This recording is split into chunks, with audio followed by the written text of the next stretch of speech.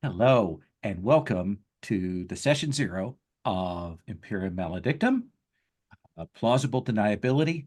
This is an evening series of Imperial Maledictum that I am doing kind of parallel to the other series.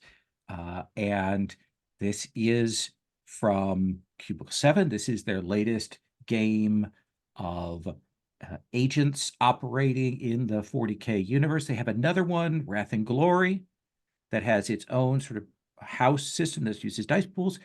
This game is actually using the same engine as currently powering the latest Warhammer Fantasy roleplay. So it's using the same basic mechanics as that. My name is Lowell, and now I'm going to say this. My pronouns are he, him. I say that early and often because there are people who will cry hot, salty tears when they hear that and will turn the video off. And I want you all, if that's your feeling, you should go. Anybody else can stay. But I'm going to warn you, we're going to talk safety tools later. It's going to be even worse. So just want to get that out there. This is part of Open Hearth Gaming, which is an online gaming club / community. You can find out more about that at openhearthgaming.com. We just got done with our Star Wars mini-con this last weekend, where we had about 15 different games played of things.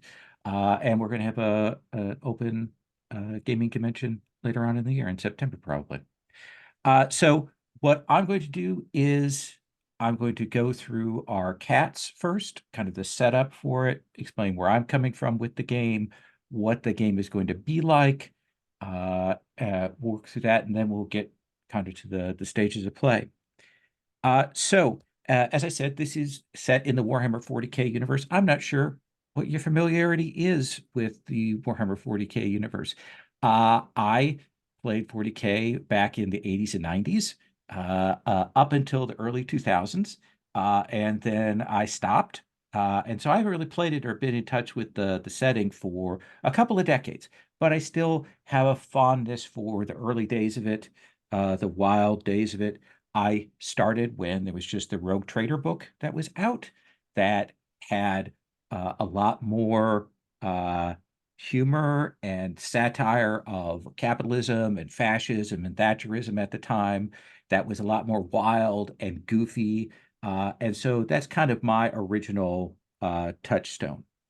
But we are playing in the world of the Imperium, the world of man in this.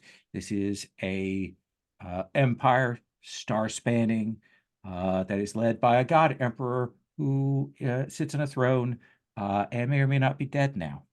The Universe of 40K is the prototype for grimdark sci-fi in a lot of ways.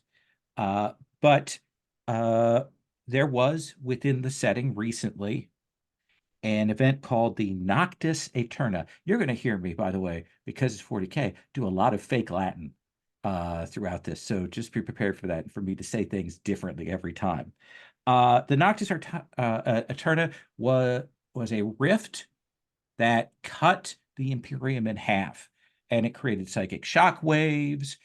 It cut off people from warp travel because they used psychers to move void ships through to other places. It split pieces apart. It devastated the Empire, and we're taking place sort of after that has somewhat settled down. We are in what the book has set up as its core setting, the Makarian sector. The Makarian sector is an area that has been carved out, that has been brought back into the fold of the Imperium. There's a lot about the Makarian sector in the book. You don't need to know it. I don't need to know it. We've got a space place, and we're going to go to weird worlds with strange planet names. If you do know some of the background, that'll be great and can add on to this. But the important thing to know is that this is a world of Imperium. It was attacked by Xenos. Xenos have been pushed back. A lot of worlds have been isolated and brought back in. There was this hero, Lord Makarium, who has fallen, and now we're in the aftermath of that. There's a new sector lord, but there are a lot of people vying for power within this. You will be operatives of a patron. Your patron will come from a particular faction that operates in here, someone with a great deal of power, and you are the agents operatives, uh, uh, specialists, tools of this particular patron sent out to do things. You are basically, we've got a powerful space lord, and he sent you out to do missions. That's what you need to know. That's the most important thing to keep in mind. We'll get a little more into it. We'll try to keep Rich's brain from busting as we go through. That is the goal. What we're going to be doing today, our approach today, is the first thing we're going to do is we're going to be creating a patron. And we'll figure out who they are, what factions they have influence in, and we'll also be having deciding a boon, whichever kind of a patron, whatever faction they come from, will give you a free boon, something they give to all their agents. And then you will have the option of choosing additional boons that are really cool powers that this guy or girl or whatever gives you. However, for each of those boons, your patron also has a liability, and you may or may not know those liabilities, problems that occur because of the nature of that. We'll get to that in a little bit. Once we get done with the patron, then we'll go to character creation. Character creation will involve doing some stat assignments, choosing an origin. You're going to choose a faction that you grew up with, that you were kind of trained in, and then a role, which is equivalent of a character class in this. There's going to be some things you're going to make in that and go along. And then when we get done with that, we'll do introductions, and we may be done at that point. We'll see where we get to, whether we want to do connections or whether we have exhausted ourselves looking at all this material, because there are a lot of tabs in this keeper. But we're gonna get through that. When we actually get to play, the game has, as you can imagine, a mission-based structure. You're sent out on jobs, you're sent out on missions to do things.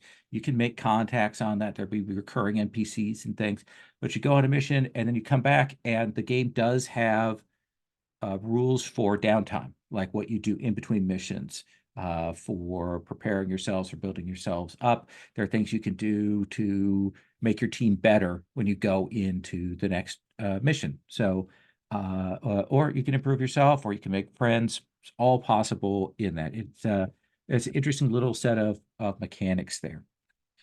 Now, let me talk tone. As I said, and as all of you know, Warhammer is the archetypical grimdark. By the way, I didn't have a 40K shirt, so I have my mothership shirt on today for that.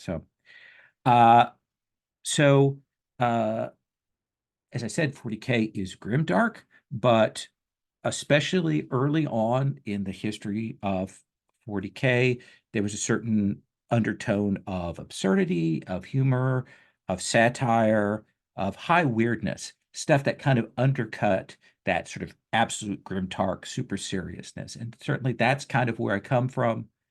That's definitely more in my line, though this is a setting and a world and a set of missions that are dark and dangerous and heavy sci-fi. Uh, your characters are anti-heroes, uh, but they are not the baddies. Your patron is not a baddie. You may do shitty things, but it's usually in the interest of getting something done, of doing something that you feel is the right thing to do.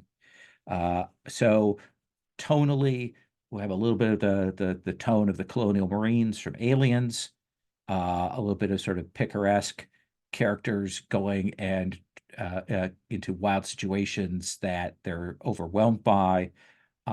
It's much more John McClane Die Hard than it is Rambo, in terms of the kind of feel that we're going for. Content warning, kind of things we might see. This is a game with chaos, and mutations and gene stealers and all of that kind of thing. So there is body horror possible, all the chaos stuff. We're going to see some fascism in the background. We're going to see authority figures that are awful, stupid, incompetent, maybe not deliberately malicious, but just out of their depth. So that is another thing that is going to be happening. I imagine that play is going to revolve around, depending on your patron, investigations, in the loosest sense of going and figure out what a problem is and shooting it, heists, bug hunts, all of that kind of thing, trying to make money, even for yourselves. So that's tonally what we're aiming for. Now, with that in mind, we are using a layered set of safety tools to help us out, to help us manage things. We begin with lines, veils, and ask first. I know all of you are familiar with this. Lines meaning anything that we're setting a hard line on. This is not a topic, a theme, anything we want to have in the game. For example, I always put my hard line on torture by the PCs. Don't want to see that. That's not the kind of stories I want to be involved with. We have veils for anything that if they were to happen, we fade to black, or they happen off screen. We only reference them. They certainly don't get attention on screen significantly. And then ask first is the other category. And this is for anything that you want to check in before somebody brings it. You're cool with it, but you'd like to at least be alerted, given a heads up and checked in. Often this is about people mind control or PC betrayal as themes that people would like to have that checked in on. So the lines and the veils establish a baseline. That's a static set of things that could be developed throughout play. It's a living set of ideas. The more dynamic safety tool that we're also going to be using, of course, is the X card. You can say X card, or you can do this gesture. No one ever does it, but I always do this. The X card is what we do as a reactive element. If you find something that is problematic, that is objectionable, that is wildly off tone, you can X card it. We may ask you how far back we need to cut, but otherwise, you don't have to explain yourself. You are welcome to, when you invoke the X card, say, here's why I did that, or here are the reasons. You're welcome to do that, but you are under no obligation to do that.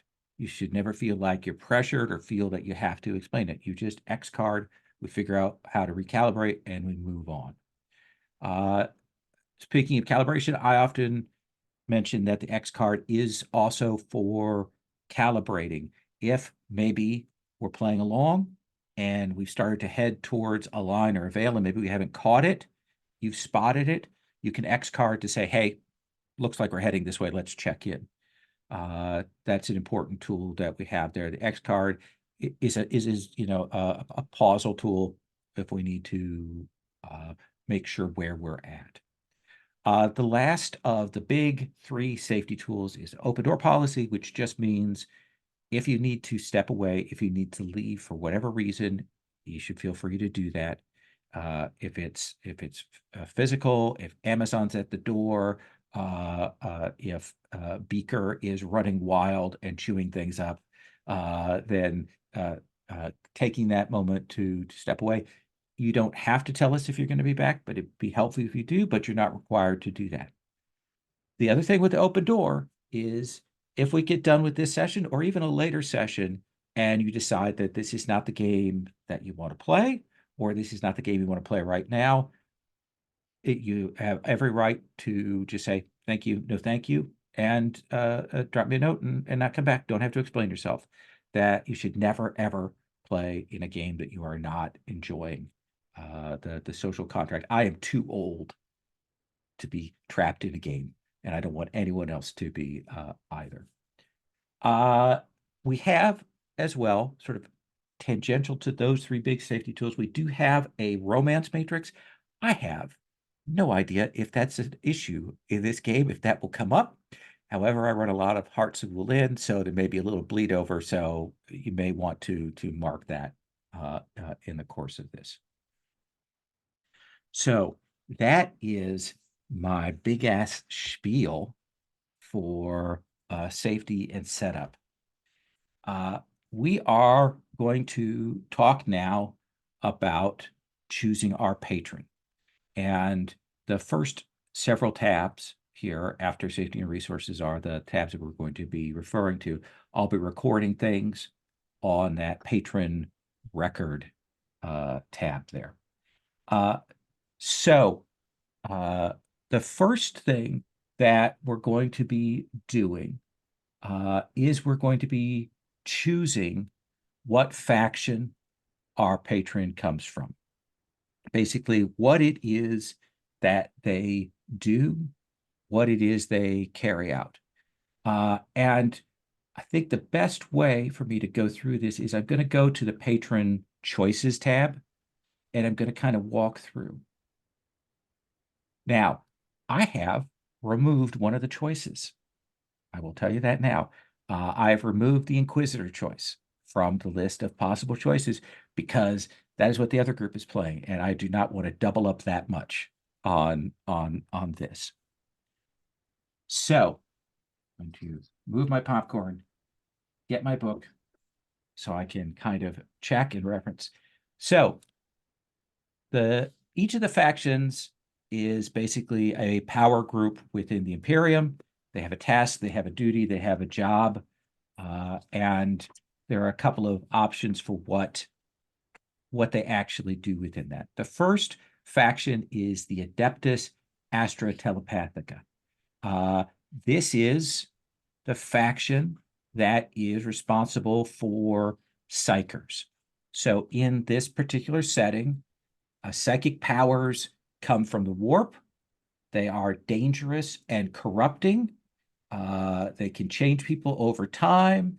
They can get out of control, but they're also hugely important to the Empire because psychics and psychers are necessary to power the void ships that move from a star system to star system. So the Adeptus Astra Telepathica manages those psychers. They go to planets and gather those psychers together. And then some of those psychers actually survive and get to do other things. A lot of them don't. Just to give you a heads up on that. But that's what they're about, the involvement with psychic powers and those kinds of things. The next group are the Adeptus Mechanicus. I said there'd be a lot of fake Latin. The Adeptus Mechanicus. This is all real, though. Yes. All of this is real as far as I'm concerned. I'm in. I'm locked in. The Adeptus Mechanicus are the engineers.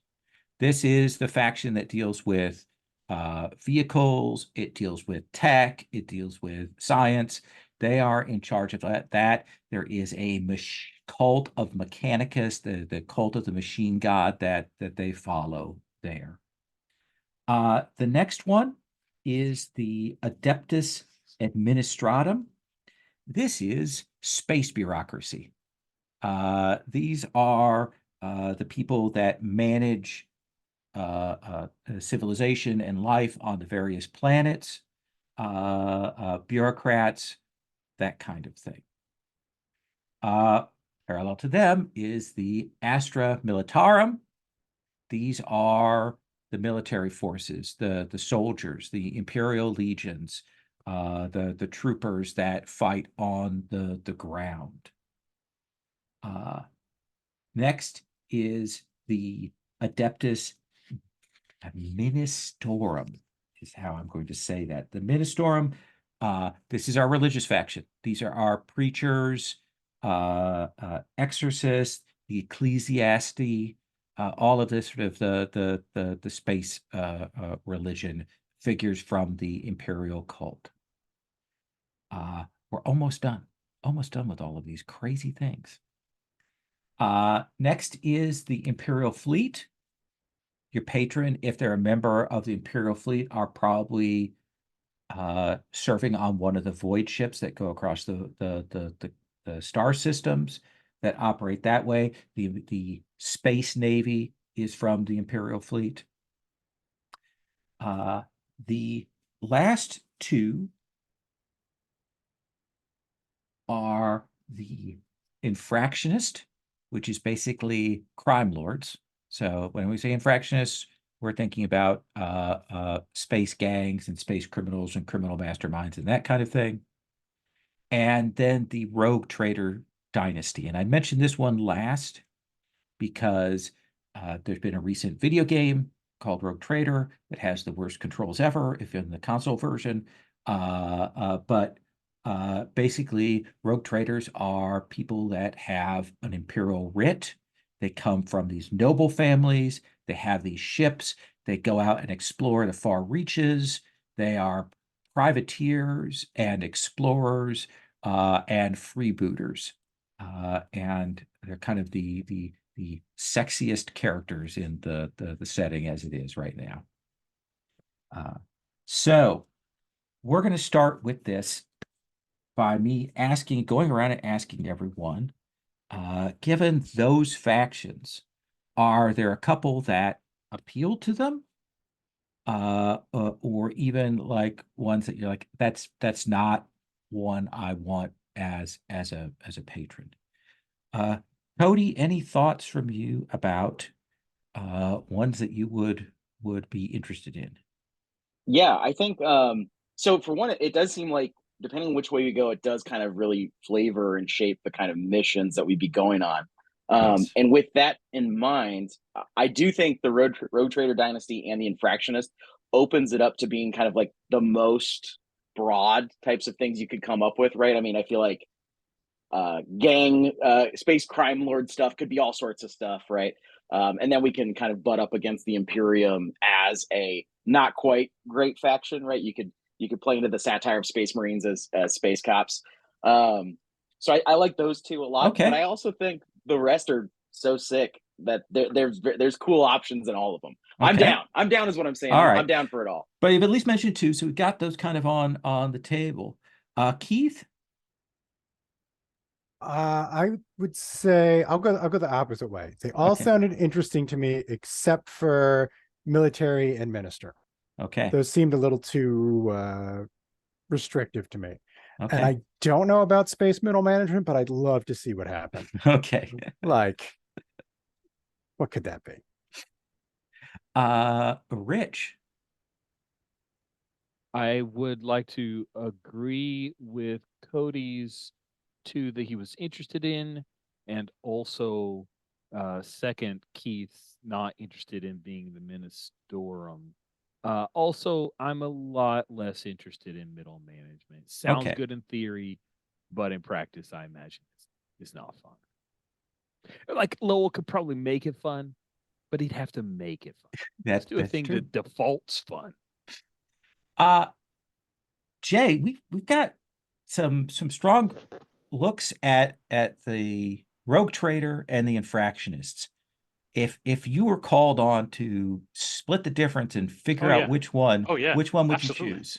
I'm going with the infractionist Okay, because Infractionists. I want to see what that looks like. I have no idea what that sounds. Yes, that's right. Okay. That's my pick. So we are going to have a patron who is an infractionist. Your patron is a member of one of the countless criminal organizations that operate outside of the Imperium proper. Though the Emperor is said to provide for all a citizen's needs, crime remains a facet of life throughout the Imperium. Some engage in it by necessity, with few other options available to them. Others embrace their status as criminal outcasts willingly. The looming danger posed by Imperial authorities, a price worth paying for a life of relative freedom. So that gives us our first pick. Now, with that infractionist, there are two options that we have as to our duty. Either our infractionist patron can be a criminal mastermind, which means that they've made their way through various criminal undergrounds, they've gained power over time, or your patron could be a guild master, in that they are the master of a guild, a form of trade organization, and use that to control and direct laborers. So with the infractionists, do we want to go full criminal mastermind, or would we like a little bit lighter guild master? Anyone have strong feelings on that? I would say strong for the guild. Okay. Guys good with that? Okay. So I feel like the criminal mastermind sets it up more clearly or more overtly with what we kind of talked about being, you know, kind of in the fringes. But I do think playing, you know, union members or whatever, it sounds fun. I'm into it. Yeah, I could see that being really cool, depending on the guild and all sorts of stuff. There's a lot of cool and certainly shit. we can shape the guild to be more or less criminal within that. But we've got, well, let's go with Guildmaster. So your free boon as a Guildmaster character is that your patron is one of the few individuals that can travel around freely in the Imperium, can get from place to place freely, which means they can also acquire trade records, get you passage on trading vessels, all of that, and gives you some influence with some other factions here.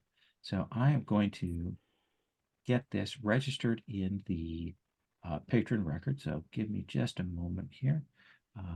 So that is our duty is Guildmaster. And our other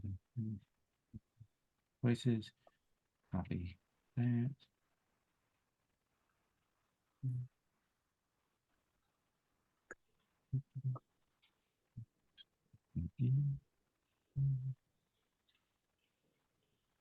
There's nothing like watching me type when I do these things too.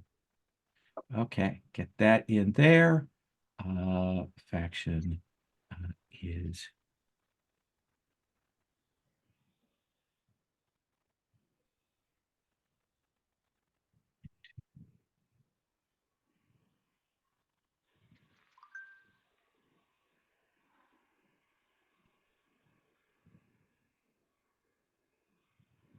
all right. So there's going to be some die rolling now. Just 2 dice rolls. The first thing we need to do is someone, we're going to be looking here at the sheet for our patron. There. We now need to roll a d10 to decide what our patron's motivation is. It can be conflict, information, material, reputation, or unity. So someone roll me a d10. I'm on it. I'm locked in. Let's go. Okay. It's a 3. It's a 3. So your patron is about information. And then someone else roll me another d10.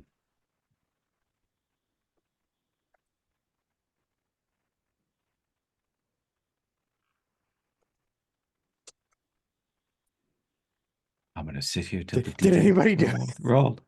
I'm doing anti-rich in this. I'm throwing it out there. That die roll, what a pain! It'll get so quiet, especially if we record it. And someone you listens to it. see how They'll well be it's like, working. Well, "Whoa, that's good. Yeah, it's good. absolutely." It's a 4. It's a 4. So your patron's demeanor is somber.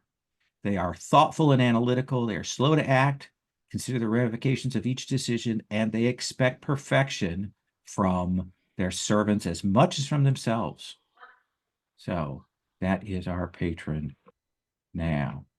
Put that under demeanor. So you start out with this free boon, that boon being the ability to travel around space as you want. Now, you may, and I'm going to call on people, and you can tell me what you want to do. You may choose a additional boon. If you look on that patron boon tab, you'll see we've got a bunch of different boons that are possible there that do all kinds of things. If you'd like a smaller list, if you're like, lol, that is a fucking big list of things. That is a fair thing to say. If you would like to look at a smaller list and kind of narrow things down for yourself, there is where is the smaller list? Under patron choices. And in fact, I'm going to hide columns until we get to that.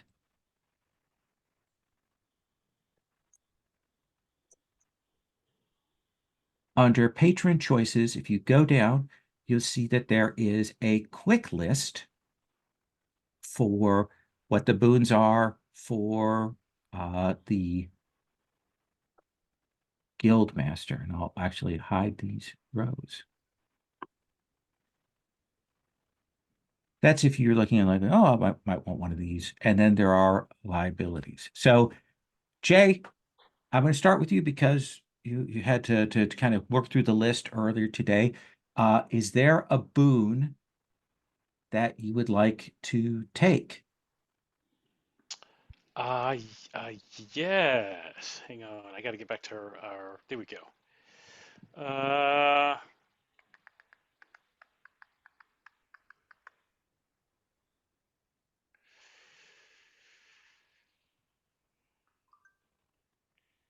I like Forger.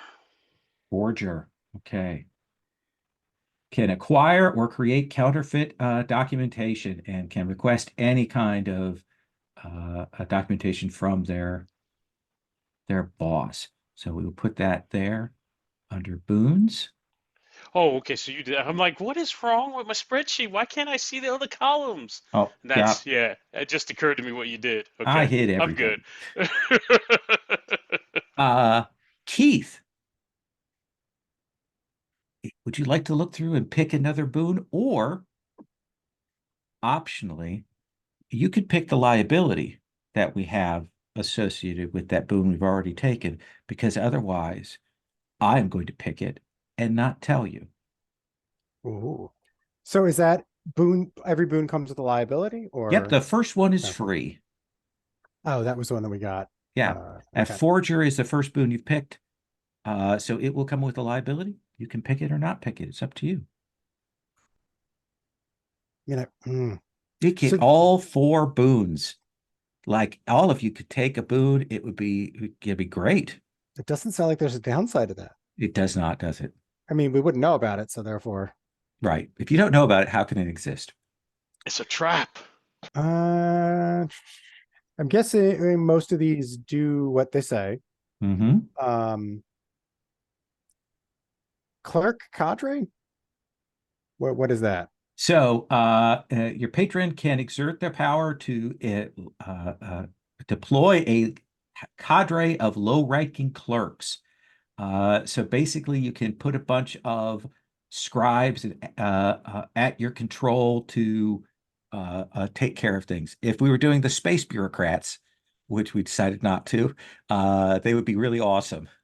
I was gonna say I could still get the middle management in there. You could. It feels like it's prudent to pick the bad thing. Although, gosh, plausible deniability is right there, and that's the name of the run that we're doing. You actually start with no, you don't start with that one because that's the guild master. Yeah, you could take plausible deniability. I mean, I know what the idea is, but what? Here we go.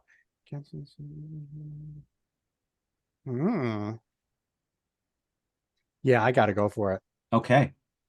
All right. Basically, you have a set of people that you can ask your patron to send out to fix problems for you.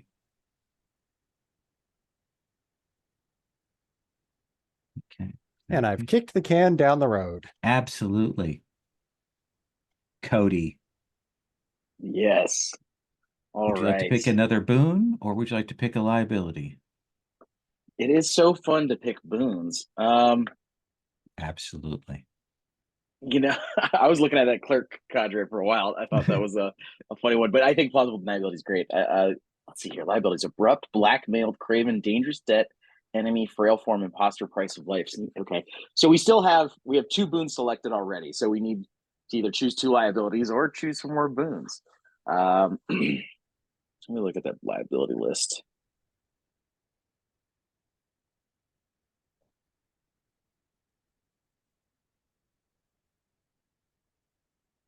Ooh, I think dangerous debt is a liability that I want to take. All right. Dangerous debt. So your patron owes someone and may pop up to require a service in the course of things. So we'll put that here under liabilities. Rich, would you like to add a liability or a boon? I will add a liability and I choose enemy. Enemy. So has made an enemy of another high-ranking member of a faction. That rival may interfere on your missions, hire their own agents, and we'll figure out who they are. And they can cause problems with factions. All right. So we paste that in. So Forger, Plausible Deniability, got our Guildmaster, got some dangerous debts, got our enemies there. Let's see, we got the motivations, demeanor, we got the liabilities. Let's see. So rich, male, female, gender neutral. What do you want for this patron?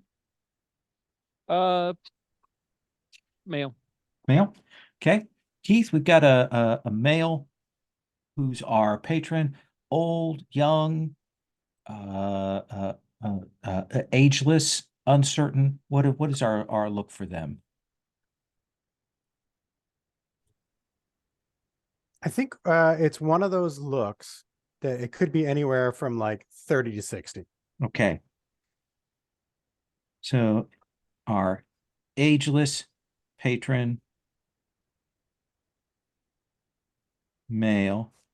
Cody, what's a striking physical detail about themselves or their costuming and a presentation appearance we will see for our guildmaster infractionist character? Yeah, I think hmm, hmm, striking detail. The first thing that came into my mind is they have some sort of cybernetic eye or monocle. Okay.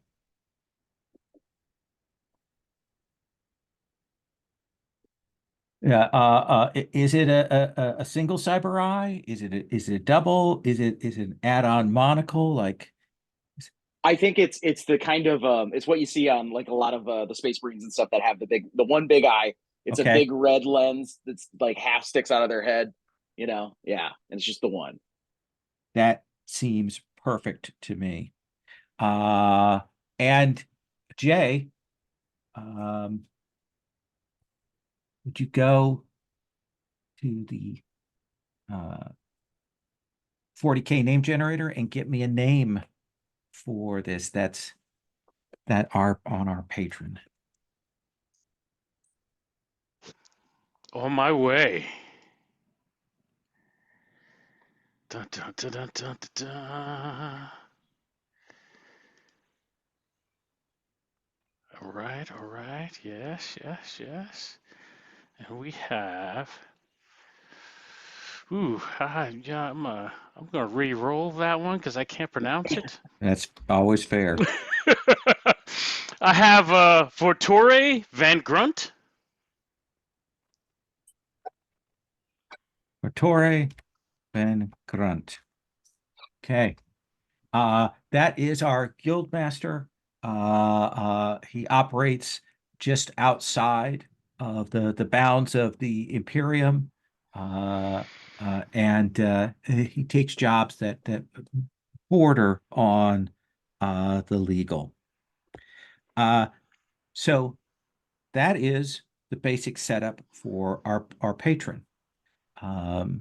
We're going to take, even though it's a little early, we're going to take our first break here because it's going to split us between the patron making and the character creation. So we're going to take 10 for that first break, and then we're going to come back. Okay? Sounds good. I will pause the recording. So we've had players decide whether they wanted to take the pool of points or whether they wanted to roll. Most of them rolled. One of them took the pool of points. There were some low rolls. There were some high rolls. Fun was had by all. They're distributing those points out amongst those 9 stats, getting those set right now.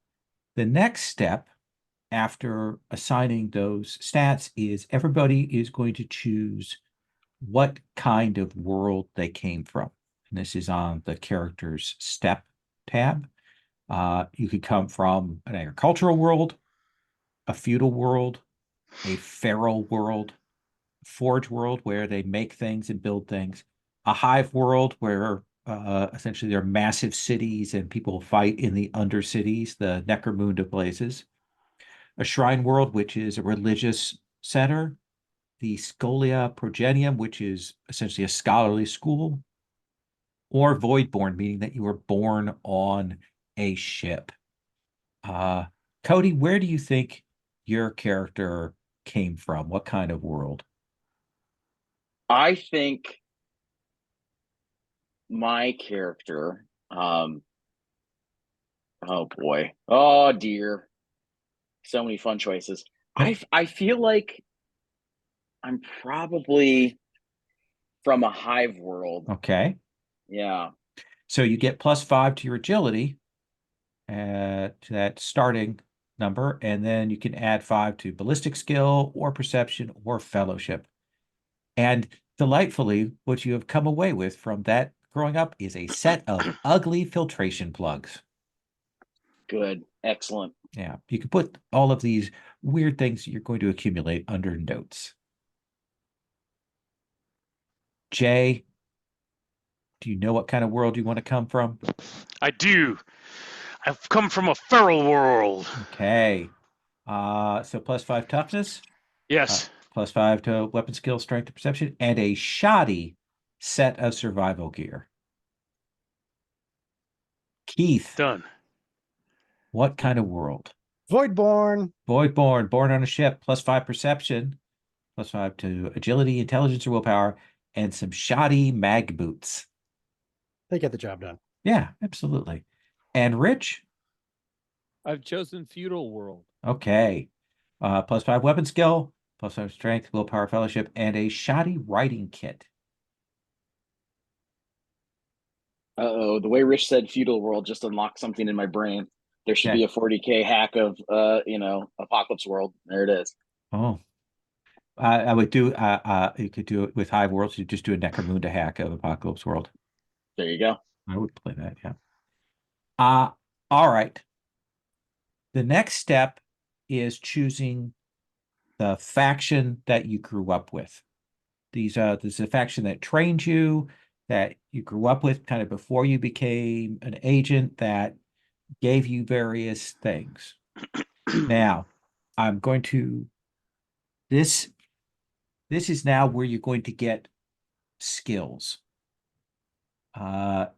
You will note when they describe the skills in the section under factions and under duties later, they say something called advances. So you take a skill advance. You might get 1 skill advance, you might get 2 skill advance. Right now at the start, you're limited to 2 skill advances in any particular skills. What is a skill advance? A skill advance is 5%. So when I say 1 skill advance, I mean 5%.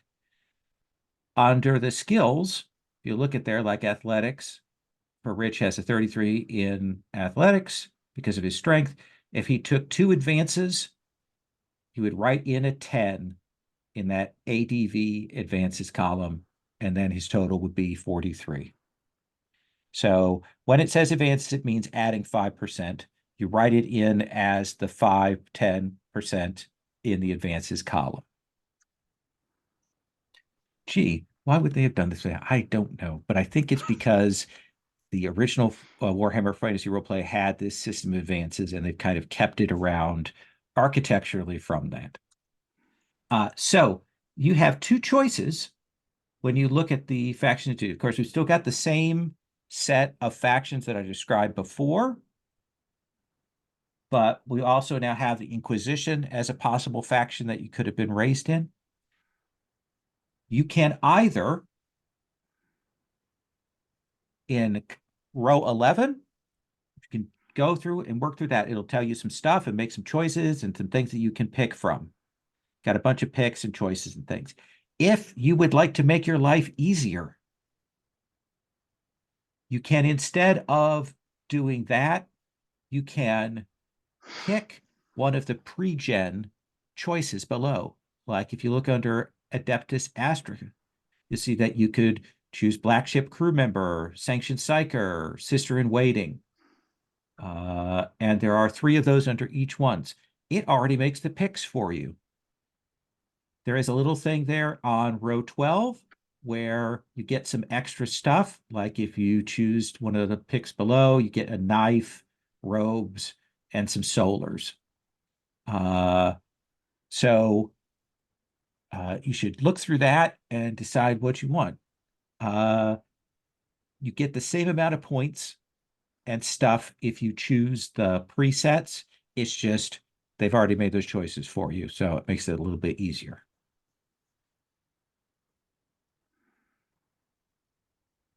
What is a hive runner? A hive runner. A hive runner is somebody who's been a gang member and kind of a scout in the underhive of these giant cities. Essentially, they're usually populated by people who've broken away from the rest of society, and they battle over territory down there.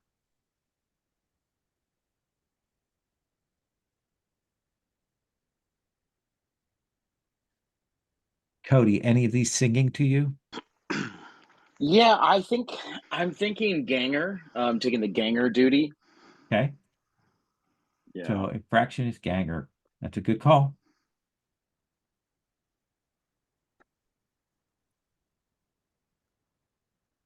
Keith? And now will this in yes. in the sheet, this will go in roll, or is that else somewhere else? So yeah, that is your faction actually. Okay. Yeah. So you write that under faction, and then roll will be like warrior. I think I'm going to go a la carte infractionist. Okay.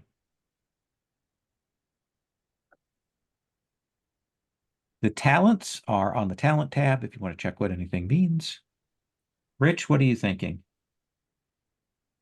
Oh, trooper. Trooper, makes sense. Nice. I'm going scout. Okay. Excellent. I'm going to give you all a few minutes to write that in. I'm going to pause the recording while I do that, so there's not blank air, in case you're listening to the podcast version. And then we'll come back and we'll talk about the role briefly. So the next choice is the role, which is kind of the character class, which has some choice of talents. It will give you some more advances, and it'll give you some more equipment. Any of the talents that a lot of them have requirements that they say on them. Unless they're grayed out, you don't have to worry about the requirements. That's just for later on. If you were to buy them later, what it would require. During character creation, we don't consider those. So Keith, you're taking the Mystic? Yes. Okay. We'll worry later. I'll point you to the like choosing your psychic powers. You don't have to worry about picking those right now.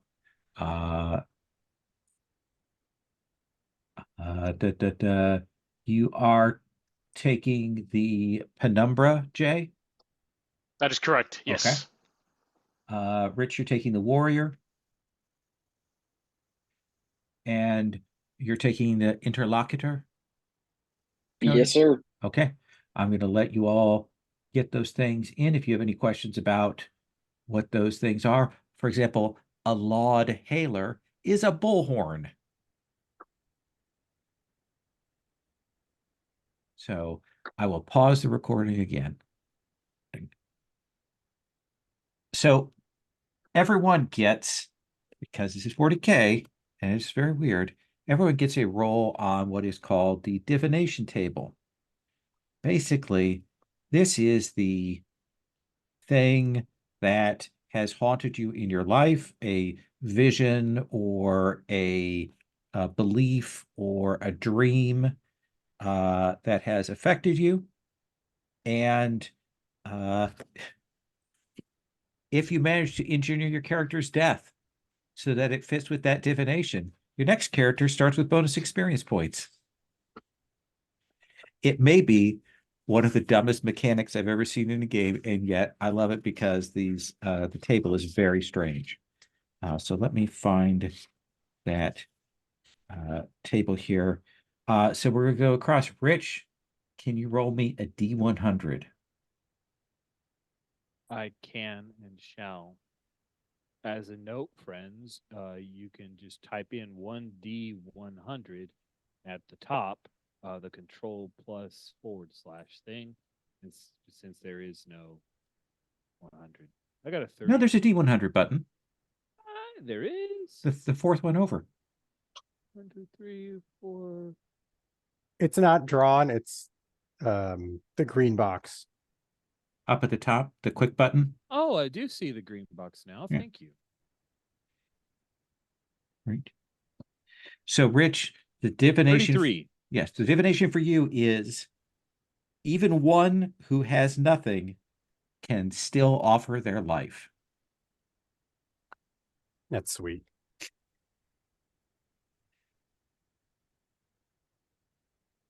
And Keith, would you roll me a D100? 49. 49. Only in death does duty end. These That are all seems fair. cheerful. See, Yeah. see fair? I see a theme. Jay. All right. D100. Oh, there it is. 66. 66. Mhm. Turn from the Emperor's light at your peril. Okay. And Cody, Okay. Looking at a 17, boss. 17. Thought begets heresy. Head empty, no thoughts here, baby. Yes. How very zen of the Emperor. And we'll go back the other direction. All of you will start with a curio, a piece of junk that means something to you that you have on your person. So Cody, D100. 85. 85. You have a shard of hive wall, essentially a piece from the hive that you grew up in. Jay? 88. 88. You have an expired rad counter. Okay. Okay.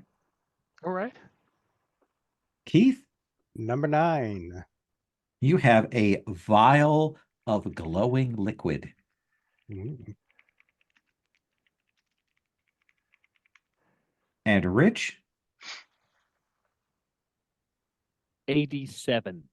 87. I will shift it up. You have a length of plasma coiling.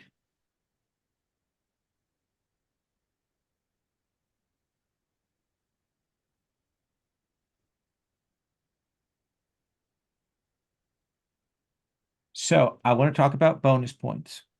These are additional points you're going to be able to spend to upgrade your characters a little bit.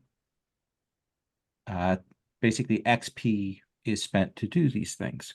You can do that now. You can do that later. You can do that in play. I don't care. It's up to you.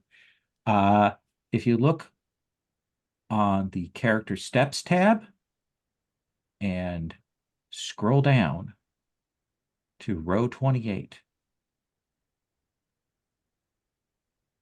you can spend that XP 500 points. You have 500 points to spend. You can raise your stats. Each raise that you do is 1 point if you're raising a stat. So you can see, like, if your stats are in the 26 to 30 bracket, each point that you want to raise a characteristic by costs 25 points. maybe not the most cost effective. The easier thing is if you want to buy a talent, another talent, it costs 100 points.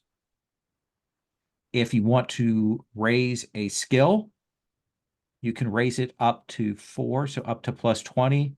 That costs 50 points per raise. So if you want to raise, if you have a skill at 2 and you want to raise it to a 4, essentially making it from a 10 to a 20, that costs 100 points.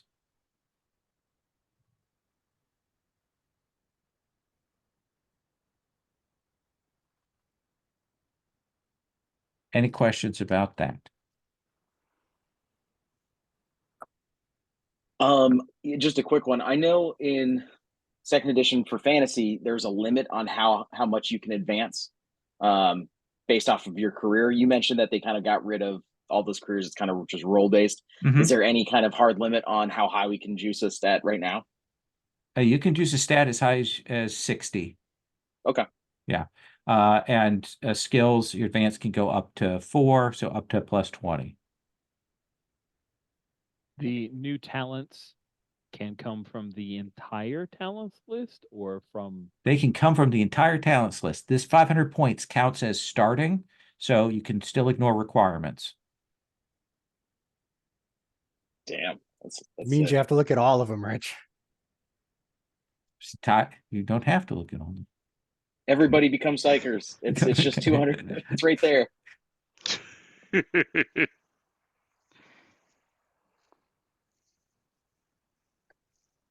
Which of the numerous options of name generator is appropriate? If you go to there, and I believe the best way to do that is just the Imperium generator, and then probably Imperial Citizens under Imperium.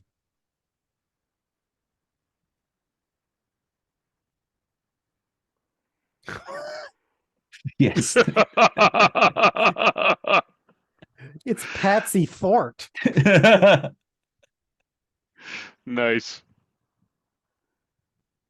I especially like the titles they have below there. They're very nicely done.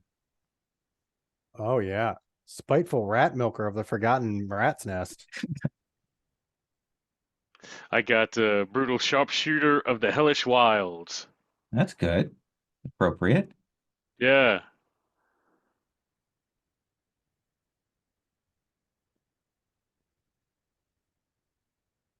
Lowell, it looks like when you choose a duty, instead of you optionally you choose one of the following duties to create your character. Additionally, you have +1 influence with Infractionist, the Scrounger talent, a knife, a backpack, and 10 solars. The Scrounger talent I wasn't seeing in the talents tab. Oh, let me see.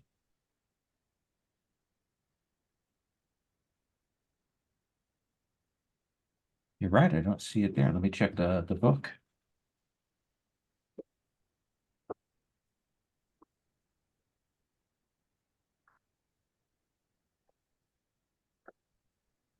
I only found this because I saw all these other people had solars listed, and I'm like, well, where's my money? Yeah. Where's my money? What do I got to do to get some of them credits, baby? What are they doing? Yeah. Wow. There's no Scrounger talent in the book. Classic. That's interesting. So you may choose another talent instead.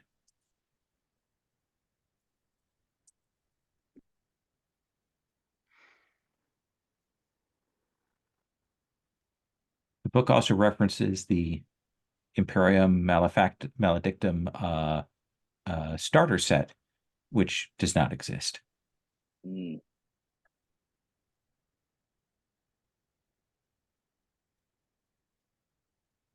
So I would like to go around and have folks introduce their characters, talk about how they're picturing them, what they're imagining for them, maybe how they might have gotten mixed up with the Infractionist Guildmaster, but especially kind of what talents you've taken. So Keith, tell us who your character is, their their pronouns, introduce yourself, your pronouns, and tell us how you're imagining your character right now. My name is Keith. I use the he, him pronouns. I'm playing Sabyan Lily, she, her pronouns. Picturing her as a bit of a void rat, bounced around ship to ship, station to station, just preternaturally lucky. We know now, mystic, right? Psyker, but preternaturally lucky. Very useful for running information place to place, avoiding the authorities, doing a lot of low-level criminal enterprise kind of stuff that like the urchin kids you would see would be doing. Until our magnanimous patron Fortori came along and their paths crossed during a chance meeting and realized this kid is being wasted. There's so much more that she could be doing. And that's how she hooked up with this group of reprobates and misfits. Okay. Tell us about the talents that you have. I'm well prepared, which sounds like I'm in a Blades in the Dark game. Pretty Okay. much it sounds like. Okay. I had to pick Psyker because, yep. I went with Condemn the Witch, which seems like I can really mess with other people Yep, you can that are mess with trying to do the other stuff psychers, yeah. that I'm trying to do. And Fated, because that gives me one more point to be lucky. Excellent. How old are you picturing her as? I mean, are we a void rat like teens or 20s or older? I'm thinking mid-20s, probably. Okay. And probably as a psyker, your patron is the person who's kind of kept you from getting grabbed up by the Astra Telepathica and shipped off, or to be retrained or any of that kind of thing. So probably yes. keeps you safe from that. All Quite right. benevolent. Yes. Any questions you have about we got your stummer, Vox speed. Any questions about anything else on your equipment? I don't think so. Okay. Excellent. Let's come to Jay. I'm Jay, he, him. I'm playing Dolfard, Mad Fist, Bilkido. That's what came up in the random generator. I had to run with it. Okay. He's from a feral world. I think he got pressed into service, right? I think it's a feral world. The Astra Militarium came along looking for recruits and pressed all these folks into service. I think he had a talent for the scouts, and that's where he learned all his scouting stuff. But, you can't take the feral out of, people that you take from feral worlds. And I think he got caught up in burglary, and that's how he ends up in with this group and the guild masters. I think he's working off a debt for having stole and gotten caught. His talents: drilled, burglar, and skulker. And I think that's all I got. Okay. And what do those talents do? Like generally, I know burglar is about bonus for break-in. Yeah, Skulker lets me do a lot of stealthy things, follow, sneak up on, tail. I think drilled, I forget what that is, but I think that's more that came out of Astra Militarum. Okay. I think that had a lot of fighting, and that was obligatory. I had to take that one. Okay. Yeah, that's the one that gives you a bonus if other people have drilled Right. as well. Okay. And Cody. Yeah. Hey, I'm Cody. I use the he, him pronouns. I'm playing Jeffro Tell 'em all. Tell 'em all about me. He is a interlocutor. His background is a bit of a ganger. He's, I would say, 38. He's from a hive world, so he's grown up kind of in the slums, in the crime world, kind of raising his way up. He is talent-wise, distracting, gallows humor, lick spittle, deal maker. Basically, 4 talents that all mean that he is obnoxious and can wheedle his way through anything. Deal maker lets him kind of haggle better, find what somebody's looking for, get information that they might need. Lick spittle, hey, he's a brown noser when he needs to be. He's a groveling lackey. If they're above him, he knows it, and so he, makes himself beneath them to better earn their favor. Gallows humor, he can find humor in the darkest of places and use it to bolster the morale of allies. And distracting, regardless of my usual persona, which I think this is still my usual persona, I am known to be particularly vexing by interrupting people with disruptive outbursts.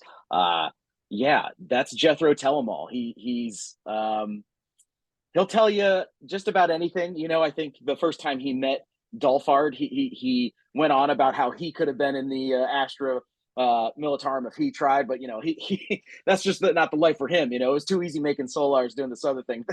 He actually tested out of it. They saw his scores and he was too good. Yeah, he's that kind of guy. Excellent. Excellent. We know what you've got for equipment wise. I got the curios. Rich, how are you picturing your character? Hello, I am Rich. I use the he, him pronouns. My character, I rolled on the Space Marine name thingy, and I got Greco Agrippion, who is also the cynical exterminator of the pacified maelstrom. That's pretty interesting. Greco was born on a feudal world, and I think I know that there is an agro world as a background as well, but it was a feudal world. That said, I think he came from a farming family. He was a farmhand that worked for a lord, and his family suffered when there were problems with boll weevils, and there was some starvation, and he decided to sign up for the Astra Militarum when they had a little recruiting office in the Lord's manor. And he took off and became a trooper. And he was a real good trooper. Very, very good at his job. I mean, almost 45% of the time he had a chance of doing something effective. Almost 45% of the time. Just like if it were baseball, he'd be amazing. Absolutely. But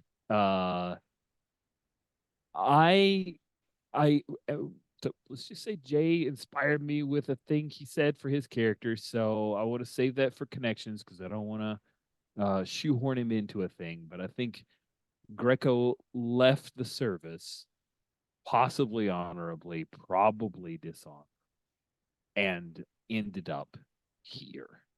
I think he's seen some pretty nasty stuff. Maybe he's seen a bit of chaos. Some of the various Greek words for nasty monster things, and so that keeps him up at night at times. But generally, he tries to do the way his family taught him, to make the right choice. He thinks that we can work things out here. Working for a guy who's maybe not the best of men, but there's a possibility. He's part of a guild. There's a little bit of hope in Greco at start. I like that. You've got Deadeye and Two-Handed Cleave. Yes, I also have a las gun, chainsaw, las pistol, shotgun, and I must have picked up one of Keith's knives. One of Keith's knives, one of them left over there. So yeah, they were just falling out. When I open my bag, they just fall. Yeah, they fall out. It's like, oh. So let's just like you mentioned a potential connection. Like which of these people is someone that you have met before this, that you like fought alongside or met or encountered or crossed paths with in a good or a bad way before this, Rich. All right, Mad, let me pitch you on this, Mad J. What if Greco and Mad Fist served together and I like that. they were fast friends, like they were tight. And then when Mad Fist did this thing and he told Greco, no, man, I didn't do it. And Greco like went to the wall for him. And then they both got kicked out. I like it. I'm And in. you I get to like it. determine if you come clean to him or not. I like it. Nice.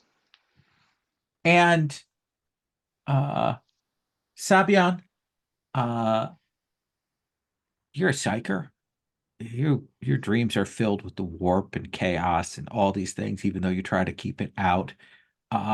You've had you're not sure if it's a dream, you're not sure if it's a vision, you're not sure if it's a prophecy about one of the other characters. Who is that, and what did you see? Can we go back to the dreams thing? You don't all have dreams like that? No, no dreams. Must be so boring when you sleep. You sleep to rest. Let me check something with you before I answer that. Are we doing one connection thing, or is it possible I may be making a connection with someone else? I'm going to probably go dreams. around and do a second connection. Okay. Yeah. Then I'm gonna save Jethro. I mean, that's not. Don't worry about that. It's fine. It's fine. Let's see, it's got to be something about the Mad Fist. Oh, how do we want to tie this together? I think it's like a a very metaphoric kind of thing. I'm picturing it's like a dream about your divination. Turn for the Emperor's light at your peril. And it is very much you doing that and you crumbling into dust as the light no longer falls on your face and you are in shadow forevermore. Is that something that Sabian would have told Mad Fist?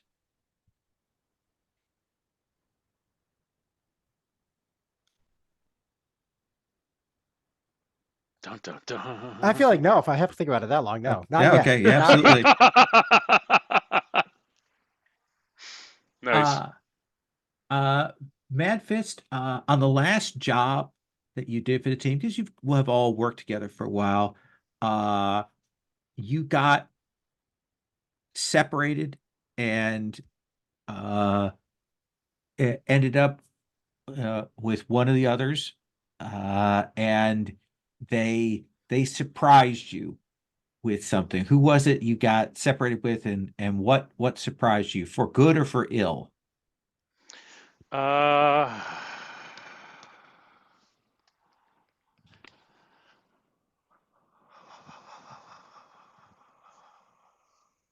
all right. I think it is Jethro.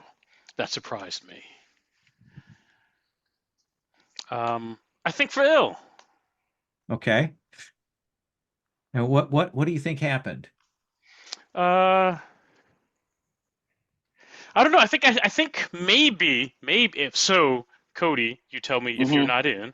I think maybe Belford saw either Jethro scared, like saw a negative aspect, a negative emotion out of Jethro. Afraid or scared is first thing that comes to mind, but I'm open to other stuff. Oh yeah, of course. Yeah. It was listen, you guys got cornered, and those guys were bigger than Jethro expected, and he wasn't ready for that kind of heat. It was just only by the grace of the Emperor that you were there, and that fist, it's a good thing to have your fist on your side. I think that surprised Mad Fist only because up until then, we got what Jethro gives us. He tells them all, right? We get all the bluster we've seen, and then I see something different. I think that's where the surprise is. Awesome. I like that a lot. Jethro, one of the others reminds you of someone from your past. Which one of them is it, and why is that not necessarily a great thing?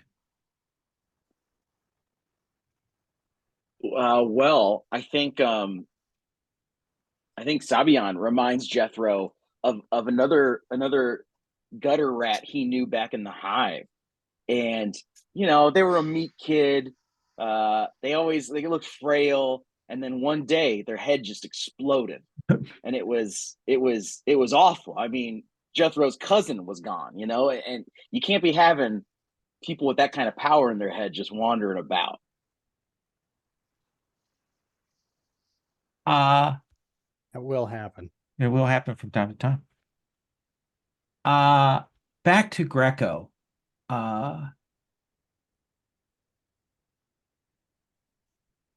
Sabian and Jethro are both kind of non-military in their approach to things. Of the two, is there one of them that you like feel protective of, or one of them that you're like, you need to get some, tough love, get things figured out? Who and like what is your feeling about them? I check in, Keith. You're playing a female character. Is it okay if Greco has I should protect her because that's how it worked on my feudal world kind of thing? Are Sure. you okay with? Okay. All right. So there you go. Like, what do you think of her being this psyker that has these weird powers? Like, does that bother you? You try to overcome that? Do you try to ignore that? I feel sad for her. All the psychers I've known were like mostly dead. Yeah, Mostly. they mostly died or wanted to. So I feel Mostly. Sabian, which of the others do you actually trust? Or as close to trust as you can get? So trust isn't the word I would use. Okay. I understand Jethro, Okay. and I know his parameters. So, yeah, Nice. I like that. I get where he's coming from. And then Mad Fist, uh, what is your feeling about what went down between you and Greco? Is it just business? Do you regret it? Do you not think about it at all? Do you feel guilty? No, he doesn't think about it. Okay. That was Just 100 years ago. okay. Did it even happen? Really? I mean, I like that. And then Jethro, uh, which of these folks are like, are you certain if it came down and it was you and them side by side, they would absolutely ditch you and leave you? Oh, okay. I think It I think may that's not be Greco. true, but it's who you feel. Okay. It's Greco. Greco doesn't have.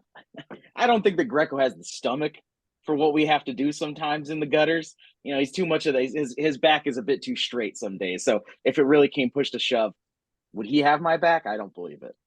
Okay. whoa. I like that. That's a little dark. That is dark. Uh, so you've got those points to spend, those 500 points. You could do that now. You could do that later. In fact, probably should do it between now and next time. Next time, we're going to start out with your patron.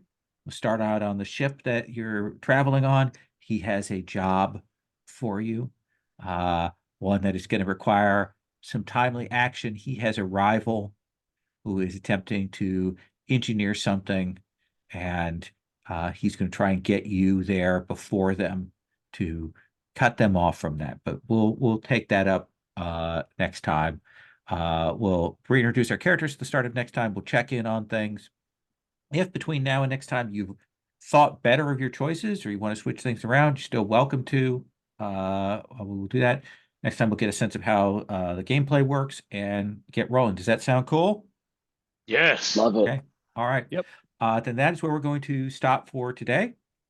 Don't need to do Stars and Wishes. We'll do Stars and Wishes at the end of next time, once we've actually got a chance to see how play works. And if anybody has any questions between now and the next session, feel free to send me a message. I'm going to stop the recording.